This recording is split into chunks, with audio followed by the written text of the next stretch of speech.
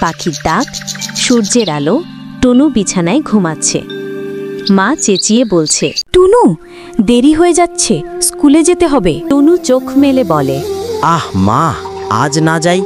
টিফিনও তো আগের মতো বিরক্তিকর ডিম ভাজি। রিনি বলে, টিফিন খেতে চাও না, কিন্তু ক্লাসে খাও সবারটা। টুনু বিরক্ত হয়ে বলে। আহা, একটু মজার কিছু পেলে তো ভালো হতো। এরপর মা টিফিন বক্স দেয়। টুনু মুখ ভার করে নেয়। স্কুলের পথে টুনু হেঁটে যাচ্ছে। হঠাৎ দেখে রাস্তার পাশে এক বুড়ো মানুষ বসে আছে রঙিন টুপি পরে। জাদুকর কাকু বলল, এই যে ছেলেটা, কি ভাবছো এমন মন খারাপ করে?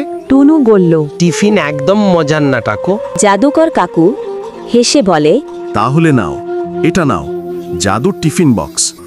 এই বাক্সে যা চাও সেটাই হাজির। টুনু চোখ বড় বড় করে বলে, ও সত্যি? জাদুকর কাকু শেষ কথা বলল। কিন্তু মনে রেখো, লোভ করলে জাদু উল্টো কাজ করবে। জাদুকর হাসতে হাসতে মিলিয়ে যায়। টুনু ক্লাসে টিফিন খুলে দেখে ভিতরে গরম গরম পিৎজা। বন্ধুরা অবাক। বন্ধুরা বলে, বাহ টুনু, কই পেলে এমন টিফিন বক্স? টুনু গর্ব করে বলে, আমার গোপন জাদু আছে।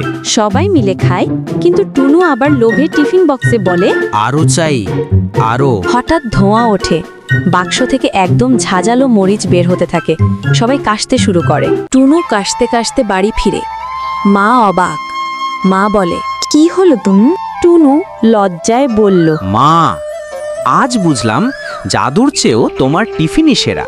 রিনি হেসে বলে, দেখেছো, জাদু টিফিন নয়, ভালোবাসাই আসল জাদু। সবাই একসাথে হাসে এবং গল্পের সমাপ্তি হয়। লোভ নয়, ভালোবাসাই আসল জাদু। বন্ধুরা, গল্পটি ভালো লাগলে সাবস্ক্রাইব করে দেবেন। বাই।